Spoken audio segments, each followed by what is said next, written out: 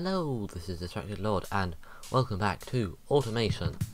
And I have with me here a little car, and it may just look to you like a normal little car, but it is in fact a car with a 12000 RPM V12 in it, or as I like to call it, the V12000 RPM. Great pun. It says 90 on it. You might be wondering why it says 90, and it's called, by the way, the Eek 90, because eek is the noise you make when you hear it. We will get to that in a minute. It does, however, have the fuel economy of an SUV, but that's not the most surprising thing about it. Neither is the most surprising thing about it the fact that it costs $2 million to buy. The most surprising thing about it is the fact that it has all of 90 horsepower from a 12000 RPM V12, which might seem a bit strange until I tell you that the engine is in fact 811cc. So it's just got a tiny engine. We have a very small V12. We've got a little engine. It's front wheel drive. Because it's a small hatchback, that makes sense. Just it's a V12 and a hatchback, and that doesn't make sense, and it makes lots of noise. Let's go over here, and we can listen to it, and it's probably very quiet, so I need to adjust the volume. So hopefully I've got the volume to about right, but if we just start the car, you can probably hear it just humming away, and then we can just turn up the revs a bit. And this is 3000 RPM. This is getting into you're revving your car too high. Normally in a small hatchback you wouldn't go and rev it this much. Don't worry, we're not even halfway there yet. We can just keep making loads of noise. Loads of noise and more noise, and then we're still going, and we're still going, and still going. But I talked over it, so you probably didn't hear it, so let's just have that one more time. Let's just do it the lazy way.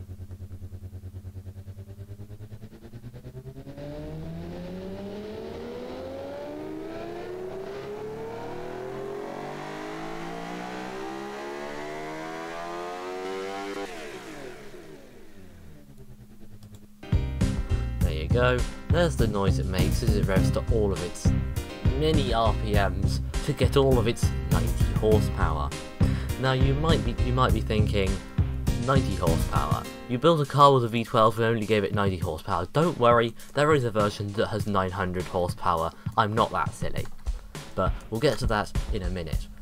But obviously this is automation, so we can also have this car in Beam. So let's go and look at that. Now we are in Beam, and this car is very similar, makes very similar noises. It goes.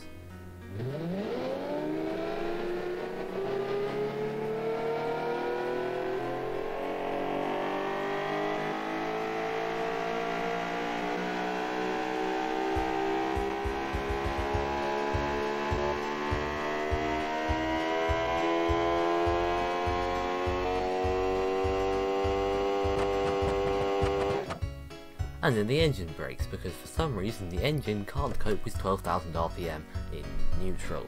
Any other gear, it's fine. Neutral, no.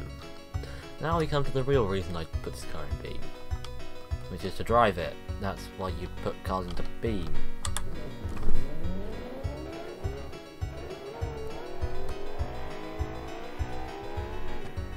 So as you can see, we can go quite a few miles an hour in first gear.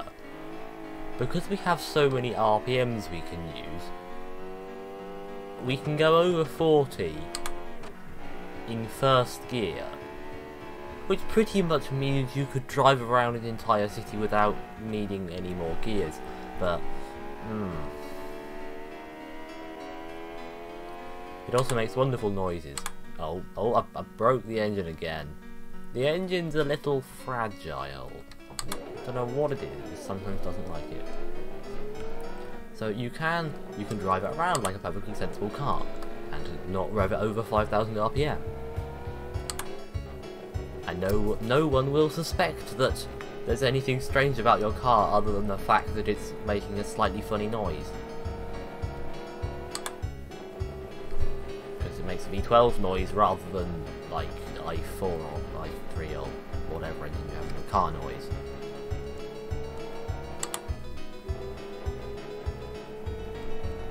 And it just sounds like an ordinary car. Nothing particularly out of the ordinary about it. And then you just downshift a couple of times and do that. And then show everyone just how much RPM you have.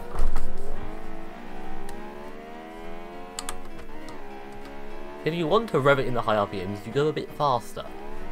Because its peak power is about 9,000. So we just reverse to about 10.5, drop back down to about 7.5, 8,000 RPM, and go through the 9,000 RPM. And we just use all the power, and then we're going too fast up the corner. Never mind, it's fine. It's fine, I said. I mean, that was actually surprisingly fine. We didn't break the car at all. Very resilient, apparently. It doesn't break easily. But we have quite a bit of torque due to the fact that we have 12 cylinders and many RPMs to use. So even though we don't have all that much horsepower, we can still climb hills perfectly competently. We have a top speed of somewhere over 100, I think it's around 140, I don't know, I've never really got there, it takes so long. But this is also the first hatchback that I know of that can quadruple shift. So there we go, we went down to a nice 4,000 RPM. By shifting from first gear to fifth gear, we only go down to 4,000 RPM. Now I have a feeling that the vast majority of hatchbacks, if you rev them up to the limiter and then put them in the highest gear, they would probably just stall because not enough RPMs. But with this, we have plenty of RPMs. There is no shortage of RPMs. There is engine braking amount of RPMs. But as you can see, down the stretch of road we're not even going to really get to 100 before we have to brake for a corner. Because we don't do fantastically well at high speed cornering. Also, we don't seem to like bumps very well. This car really does hate bumps.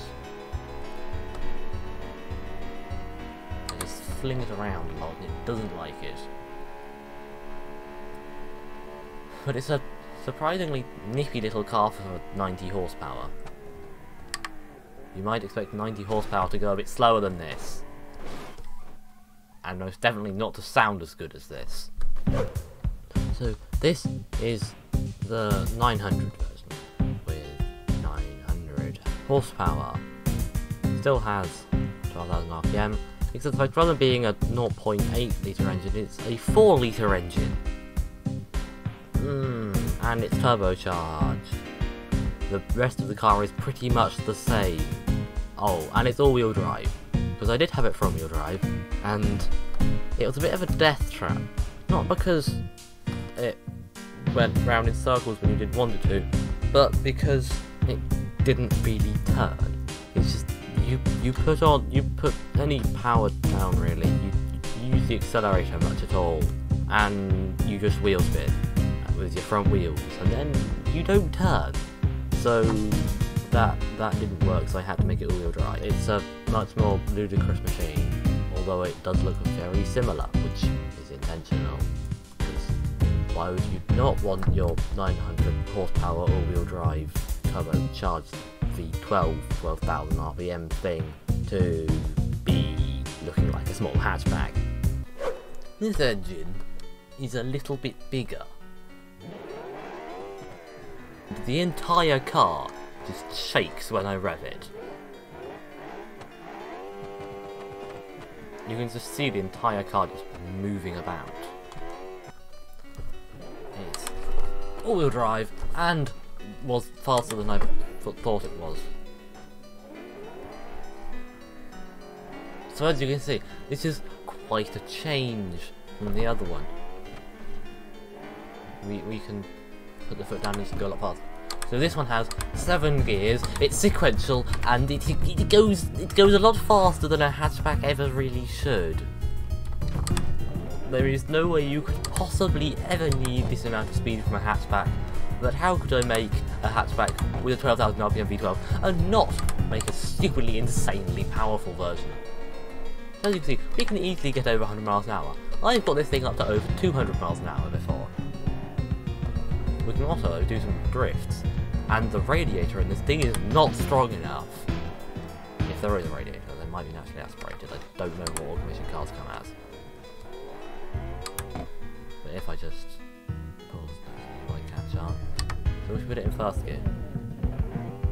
And we rev it up. You can see on the temperature gauge, the temperature creeps up a little bit. It will come up to about normal, to a sensible temperature, and then stop, I would say.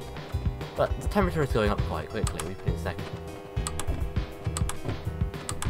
It's not going to make a difference. In 7th, the temperature comes up a bit higher, but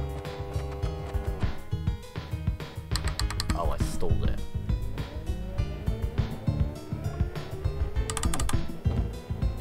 But if we were to rev it in a 7th gear, the temperature goes up very quickly. It goes down quite quickly as well, but it goes up scarily quickly, and then your engine starts overheating.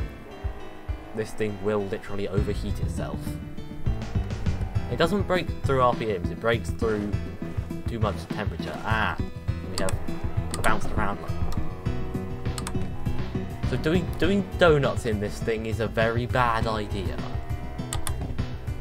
It's perfectly capable of donuts. It just makes it overheat itself. And this is rather scary to drive, I have to say. Because it bounces around, because it's got the same suspension. I think I might have slightly stiffened it. Just a little to stop it from moving around so much, but really, it still moves around a stupid amount. But you see, because it's so heavy at the front, it just the front suspension just goes. I'm gonna squish now. Oh, that's a ball.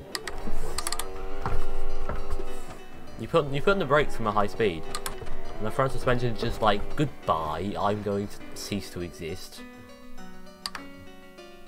The brakes are quite good. Let's just head up into the sawmill here and do some nice donuts. Where's the good place for donuts? I tried to do some sneaky sliding, it didn't work. It's making lots of noises. Let's not crash into the logs. Don't crash into the logs. It's not really either.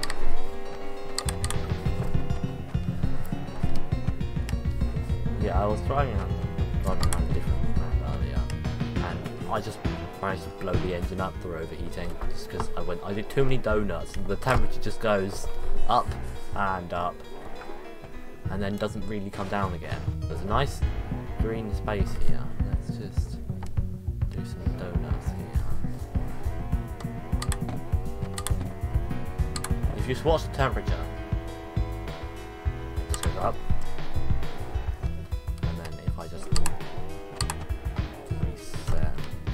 UI.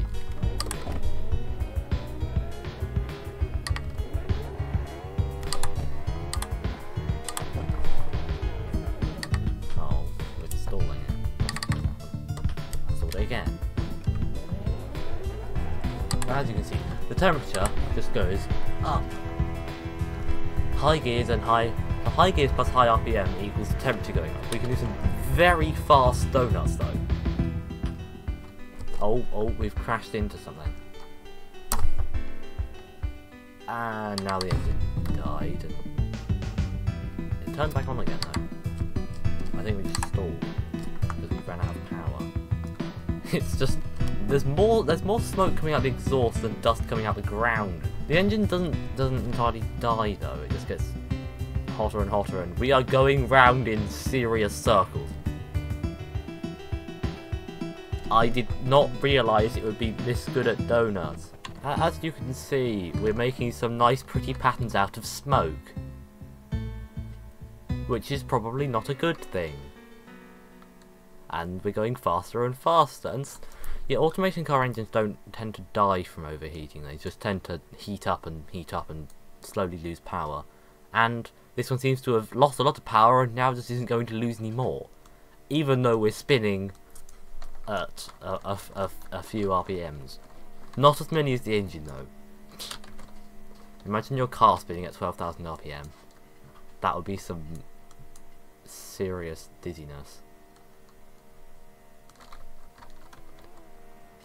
Yeah, this is what hatchbacks normally do, right? Yeah? No? Oh, I didn't realise. But thank you for watching. Don't get distracted. Go subscribe now. And until next time, goodbye.